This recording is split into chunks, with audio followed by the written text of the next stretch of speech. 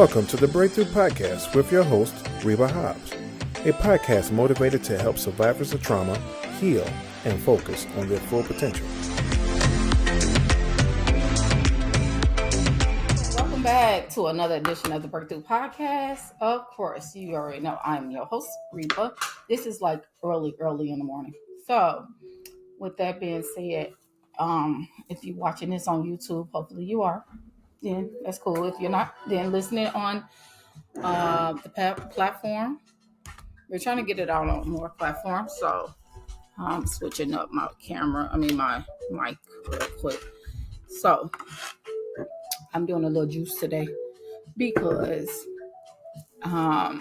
there has been some things that have been going on with my health, and we'll just get right into it. Let me move this. So I'm doing a juice today because, and this juice is celery, apple, not pineapple, celery, apple, romaine lettuce, and lime. And the lime is very, very strong. Cucumber with some chlorophyll in it. So I'm doing juicing today only because I'm trying to get away from drinking coffee first thing in the morning, which I usually drink with water. And then I do like a detox tea in the mornings, and then I do coffee.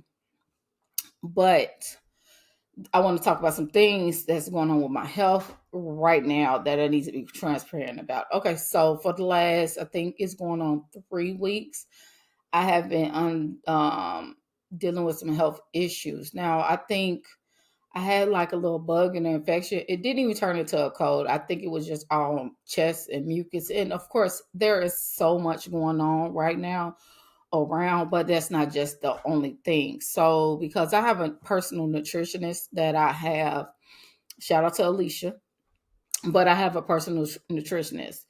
And for the last few months, I have not been ordering and buying my stuff. So some of the things that I buy or order from her are my sea moss, my elderberry. And guys, if you don't know none of this stuff, just look it up. It's more health benefits, health alternatives, supplements that will help with whatever's going on in your bodies. I know sea moss has 92 benefits and properties that it clears out a lot of, it has a lot of properties that we need in our body. And also it clears out a lot of mucus. So with that being said, I had a lot of mucus within my chest. I've been coughing. I do not sleep well at night now. I've been coughing for the last 3 weeks, and it's not like how I describe it, sounds like a smoker's cough. It's been very, very bad. These fingers, we want to talk about that real quick. These 2 fingers, it's really this one, the middle finger, but it's this one, my index finger too, on my right hand, my right arm, have been, the nerves in them are tingling and numb. I've been going through that for the last almost 2 weeks. Today is Monday. It's been 2 weeks. And I did go to the hospital last week or the week before, and they said there's nothing they could do because the week before that, it's a lot. The week before that, I had a lot of spinal CT scans done. So, and CT scans on my body. So, they couldn't do anything because they didn't see nothing on the CT scans. This is why I tell you guys to advocate for your own health, because if you know something going on, you don't have to listen to doctors. They are practitioners. I'm not a doctor, okay? But I know my body. It's something going on. I'm contributing to, I fell down the stairs a month ago, because this did not start happening until right after the CT scan. And I literally can't feel from if you're watching on YouTube, you could see what I'm talking about, but if I'll describe it, I can't feel from my tip to like right here is numb. And then this one is just my tip a little bit like to right here. It feels like a numbing, tingling sensation, like your fingers falling asleep. Well, I looked it up, and what the doctors did tell me when I went to the ER, that it could be many things. And I'm like, really? So I'm just looking at them like, okay, really? That's great. Don't know what's going on. It could be a deficiency. I know am very vitamin D deficient, so we're gonna get back on that. But it could be a deficiency. It could be a B vitamin deficiency. It's a lot of things. It could be. It could be a nerve, which that's what I think it is. But I'm not just gonna claim it. Um, Only reason I say that is because it didn't happen until after I fell down the stairs. Now, when I fell down the stairs, I hit everything from my back to my buttocks. So my buttocks, buttocks, whatever. And everything was fine, and nothing was broken, and everything else. I was bruised a couple of days, but I think this is like the onset. Being that, as you guys know, and if you don't know, I have been a very, very, very, very, very sickly child when I was growing up from the time I was born. Being that I have been in the hospital all my life, in and out, for things that people don't know what's going on with me, to near death experiences. Okay, I take my health very, very seriously, but I also realize and understand now that when God is trying to take me to another level, to my spiritual level, or spiritual level, my physical get attacked. And the reason why I say that is one does have to do with the other.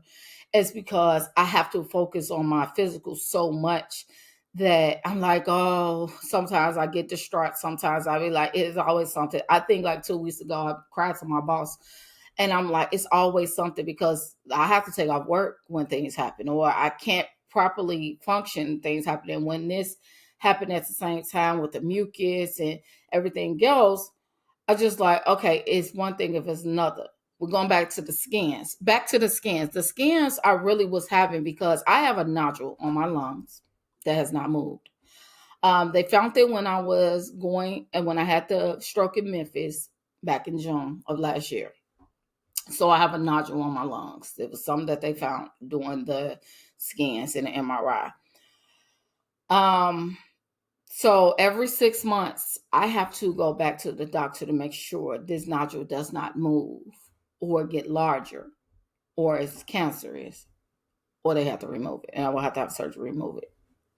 Blessedly, that has not happened. So that's what I was going back to the doctor for. It's been 6 months. In another 6 months, I have to go back for my lungs. Just to make sure that whatever's in my lungs, the nodule that's in my lungs, is not turning into cancer. Okay.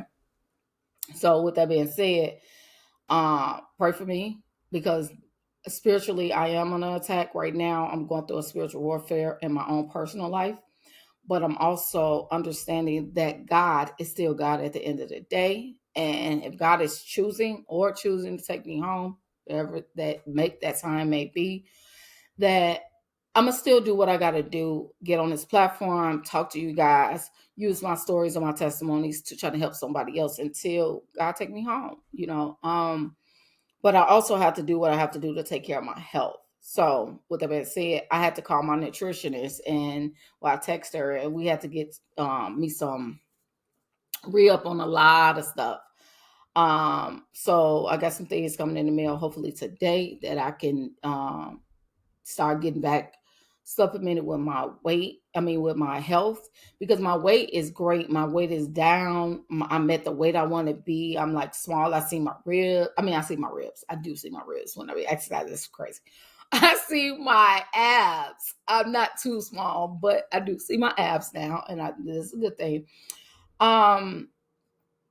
But with all that being said, I have to take accountability for the things that I'm doing, and the accountability for the things that I need to take control of my health. Now, when I'm telling people what's going on with me, they're like, oh, go to the doctor. They need to find out. Most people, I try not to tell about my health because they in fear. And I try not to live in fear, because my mom has always told me that God has a purpose and a plan for my life. And because she has went through this thing with me since I was young, she personally encountered and knows more, that there have been so many stories, and I talk about these in my books. So many stories about the doctor told her I was going to die. I am here today at 41 years old telling you guys I am a testimony, and I'm a walking miracle. Okay. So of course, a lot of things come down to when it comes down to my health. I'm like, oh, I got to be accountable for that. Got to be accountable for that. I take a lot of natural things because prescription things most of the time don't work for me. I'm usually the one that is usually allergic to something, or I'm usually the one that it doesn't work for. That's just my thing. So I've been doing natural stuff for years. I've when I gave up pork and beef a long time ago, probably in my 20s or whatever, it's been 20 years. I didn't go back to it because I knew it was doing something to my body. These was just health things that I knew at a young age or early age that I just do. I don't eat the normal things that average people eat. That's how I can keep my weight down. I eat. Now, don't get me wrong, I eat. But when I do eat, I eat at the right amount of time. I eat the right amount of the right amount of food, the right foods. Um, and when I do eat my unhealthy foods, oh, you just guys don't know I pay for it. Oh, I pay for it. So, and that's when I'm used to my body being healthy, and my body is used to being healthy, accountability, that I have to literally get back on my regimen because my body is telling me something wrong. So when I reached out to my nutritionist, I literally had to say something is wrong. I literally feel something is wrong. I know it's something wrong with these 2 fingers. This is not normal. Okay, that is not normal for me to go around 2 weeks. I could pick up stuff, but I could tell like when I do pick up things, I'm very weak. Um, how I noticed it, I was at work when it first happened, and I dropped my coffee in the microwave, out of the microwave, because I was, of course, picking it up out of the microwave, and it didn't. It dropped out my hand, and I'm like, okay, my fingers. Thought it was gonna come back, but after I think I found out that Monday. It started happening that Monday. I went that Thursday to the hospital. Okay. Um. So with that being said, there's a lot of things that I am physically enduring, but I still got to get on here every day. And I still got to be accountable for the gift that God has given me of this podcast to help people. I still have to be accountable for the things I want to do in my business, the things I want to be a speaker and I want to travel. And if this is the way I'm going to do it, this is the way I just got to do it to tell you I'm still working. And I'm still trying to do things. I'm still waiting on God. I think God has me in this waiting season on a lot of answers. Like there's a lot of things that I'm diligently praying on that God has me waiting on because I feel like He's saying in my due timing. And while I'm waiting, I'm enduring some spiritual attacks with my physical health. And this is actually, I don't care how much you go through it. This is something I'm actually used to. It's like every time something's about to happen. I remember when me and my husband were first about to get engaged or get married, or both, and stuff was just happening with my physical health that I couldn't control. And I remember my girlfriend Missy saying at that time, uh, every time God about to take you to another level, your physical health get attacked. And I'm like, yep, every time. It's been my life. And it's so funny that she noticed it. And it's every time. My husband was trying to propose to me. I ended up messing up the proposal.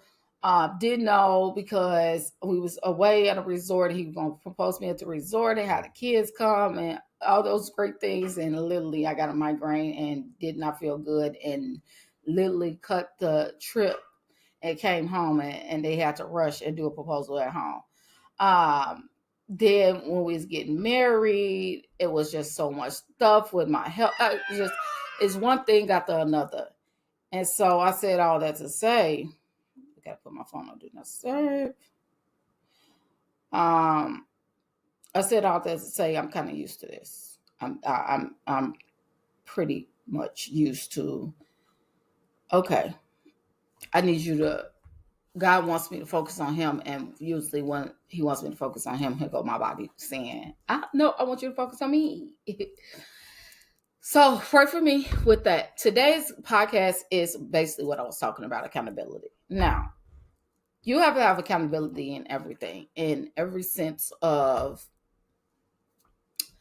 your life. Now, accountability pretty much is what you accountable for. You're taking accountable actions or preparations for what you need to do, what you need to change, how you need to grow, how you need to evolve. You guys know that I always tell you that if you're just trying to change, that's wrong. You need to evolve while you're changing, because changing is basically saying there's something necessarily wrong with how God made you. No, you need to evolve. Now, there's things, I do believe there's things you need to change. Personally, for me, I struggle with right now, and because I'm in therapy and I'm working on anger management and everything, and right now with me, this is a personal accountability. I struggle with old Reba showing up, because this is 41 years of trauma, which make it no excuse. But old Reba showing up in so many definitions of my home, my husband, my family, my children, my job. And when I talk about old Reba, and I've talked about old Reba a lot of times on my podcast, that I'm so glad I'm not who I used to be, and I am. But it is a daily, and when I say a daily battle, it's a daily battle, because you are literally fighting who you used to be, your pride, your selfishness, your unruliness, your who you accepted to be, and how you was raised. This is so funny, because me and my little sister was talking the other day on the phone, and she was basically saying, I was telling her about some things I'm going through, and she was like, you shouldn't beat up yourself about that. And she was like, because I'm like beating myself up. Like, I'm a person, like, I don't like being um a person that someone says you that person. Like, one, don't lie on my character, because I don't like nobody lying on my character, because if I'm not that person, I'm not going to admit to being a person. But it was the things that I know that I personally have to change, and still working on and changing. I'm changing now and evolving now to this person. So some things I have changed, some things I have evolved from, and I'm just like, oh Lord, it's still there. But what I tell people all the time, healing is an everyday journey. It's not something that's just going to happen overnight, and you be like, oh, I'm completely healed from it. You know why? Because triggers are an everyday thing. It could be your spouse, your friend, your mate, your family member, a co-worker that will bring up a trigger that you don't even know that you thought you was healed from. So it's an everyday thing, and it's an everyday journey. And this is why I say this to most people. And personally, what I'm going through, what me and my sister was talking about, she said, do not fault yourself too hard, because you are taking accountability. She was just basically pointing me, telling me how much as a big sister she's seen I changed as a woman of God, and how I've changed over these years, and how, I talk different. My attitude is different. My personality is different. And she was like, yeah, there may be some humanness in you still, that because that's 41 years of how we was raised. I was raised, backstory, to be a strong, independent woman by my mother. My mother raised 6 beautiful children on her own without a father in the household. Do you hear me? So I was raised to be this strong, independent woman. I also was raised to be combative, meaning not that she told me to be combative, but your voice must be heard. Don't let nobody silence your voice. So I've always been a combative mate, as my husband now, spouse, relationship, person, friendship. It's like, you're going to hear me roar. Where there's some ways that we was talking that needs to be changed. Just because we was raised that way doesn't mean it was necessarily the right way to deal with um, altercations, conflicts. We wasn't really taught resolution styles or types in relationships and friendships and familyships. I was raised that I seen a lot of trauma and abuse uh, and not resolve of how we're going to resolve it, but everybody just swept everything under the rug. And I remember I also was seeing, and it's been for years, it's a generational curse that I am breaking in my own children. People cutting people off, and people not talking to people just because you're mad. It's like, that is not how life's supposed to work. That's actually not Christian. to cut people off and not to talk to people. I used to be that person years ago, and it's just like, no, I can accept for who you are if I feel like that's your character, and then I can remove you from my surrounding. Then yes, or I can talk to you about it, and we could actually have a conversation about it. But to just cut people off, family members and friends, unless you actually had the conversation with them first and then you see the change did not happen after that, then yes, by all means, cut that person off for your peace and your sanity, because you have addressed. I would not, you have put up boundaries and you have set it. And I want to talk next time about boundaries, but you have put up boundaries, you have accepted that they not gonna get it. They just who they are. Okay. We're not talking about that. We're talking about someone that is making human mistakes, like I do, everybody does. And the cutoff thing is just weird to me. I know putting people on pause is a thing because I've done it. I've done it with my own mama. Like, okay, if we can't get along and not talk um, in a common tone or whatever, and every time we talk it's argument, then yes, we need to put our relationship on pause. Me and my mom talk now or whatever. It's not all the time, often, but it's every blue moon now. We're getting to the point back talking now, and I'm happy about that. Because there is some respect on both ends. Okay, and that's with parents. That's with mates. That's with spouses. That's with family. Me and my son personally, we have boundaries. We talk about our boundaries with each other. What is allowed. My son have boundaries with his mom too. So what's allowed and what's not allowed. Taking accountability for our actions. I teach my kids about accountability now because I do not. When I tell you, do not want my kids going into this world not taking accountability for who they are and just thinking that they just a bomb.com. Like, no. And that's just the same. I don't want my kids to feel like they don't even be accountable for anything that they do, and that hurt people feelings hurt, because hurt people hurt people. I've hurt so many people, my spouse included, my husband included. Y'all know he's my best friend, and I've hurt him. Hurt people hurt people. So, but once you learn and release and let go of pride, selfishness, bitterness, anger, rage, unforgiveness, because you know I don't have an unforgiveness problem. That's just how God raised me. That's how God made me. I could forgive people. When you learn to let go of those things and be at peace for who you are and say, okay, I can accept them for who they are, or I can accept that they're trying to change. They're making the statements and doing accountability, taking the actions. They're getting the help. They're going to therapy. You have to see these actions too. You got to talk about them, one, but you have to see them too. Because a lot of times people will just say what they're going to do and then they don't do it. Like if you are in a relationship, what necessary steps or changes do you think you should make? Okay, I'm an open communicator. I'm an over communicator.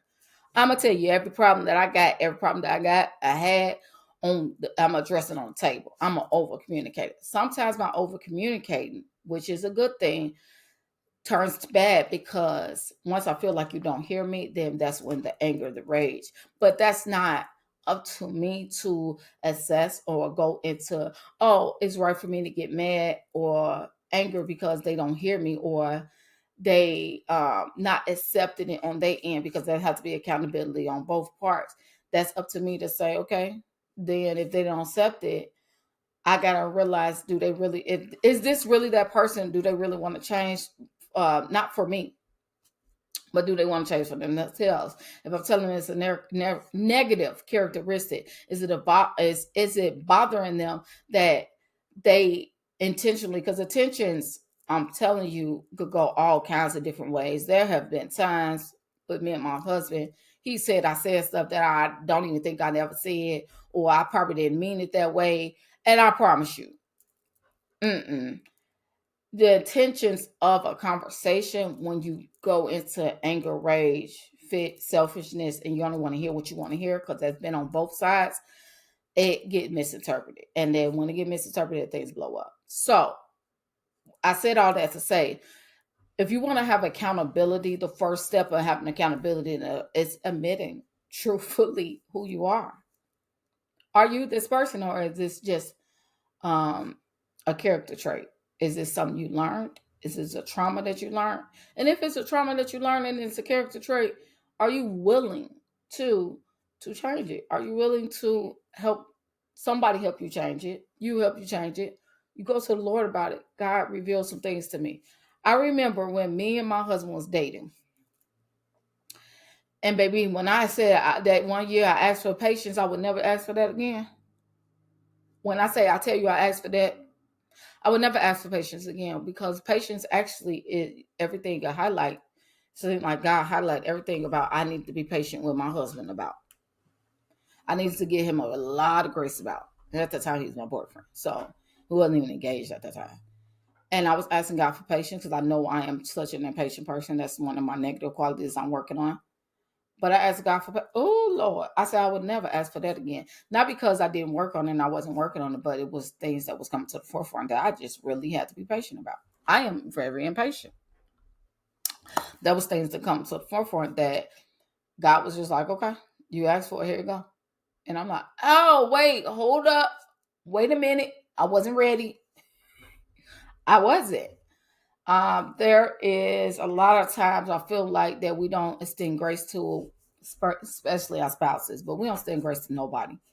We act like we didn't do anything wrong, and we don't give them grace. I remember having a conversation with my son, and my son had to hold me accountable, see accountability, on things that I was doing in my marriage. And I asked him like a couple of months ago, like, what do you think? He said, I think you wasn't, you didn't give him grace on that situation. I don't think you gave him grace because this is his first marriage. This is his first real relationship, stuff like that. And I was just like, whoa, you know, grace is a big thing, because I know I focus on that, but at the same time, I ain't focused on it in the right way. All right. So having accountability and hearing accountability first, taking the necessary steps to say, yes, I did do that, and then acknowledging it. Secondly, admitting it and saying, okay, what do I would like change? And then thirdly, actually putting the work in and actually changing it. No, it's not being patient with yourself. Fourthly, not saying it's going to be like it's going to be gone tomorrow. Fifth, once you do, if you do it do rear up again, or something do happen, that you forgive yourself first, and then you forgive the person, or you ask for forgiveness from the person. And then seven, starting over and just doing it over again, over again, over again, over again, over again, till you get better. Eventually you will get better. I use accountability and discipline as kind of the same action, because if you have accountability, you have discipline. You have discipline to do the correct action and change it, and discipline, you have discipline to do it, so they work together. I use it as an example, like when I read my Bible. I used to really be bad at reading my Bible. I used to hate reading my Bible because it was just like I didn't understand it, and well, I'm going to start it and it's too much. Now I love reading my Bible because I actually made the discipline to have accountability to read my Bible. The more and more I read my Bible, the more and more I get better as a person. I get better as a Christian. I get better as a woman of God. I get better in understanding the fruits of the Spirit, because the fruits of the Spirit, that scripture is very powerful. Understanding what I'm supposed to do, understanding how I'm supposed to forgive, understanding how I'm supposed to love like Christ loved, those things. Okay. So when I talk about accountability and discipline kind of go together. If you don't have accountability, I'm sorry, to me, you don't have discipline, because you don't have the discipline to say, okay, I do have the discipline to do this, change this, be willing to accept it, and then be like, okay, what is going on? Not beat yourself up, not have low self-esteem, not sit there and kick yourself in the head like I was doing last week with my sister. But because you can go down in this rut that you focus too much on that issue or that one little thing that you're not changing. You're just focusing on I need to change, but that's it.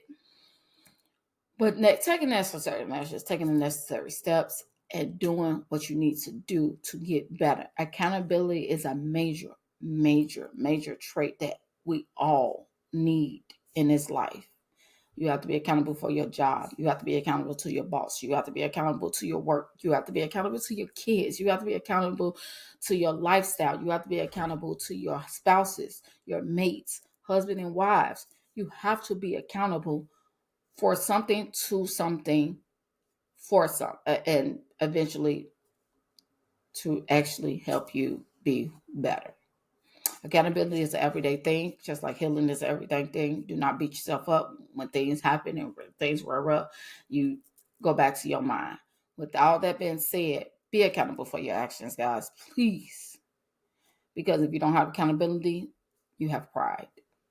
And we'll talk about that on another episode of the Breakthrough Podcast.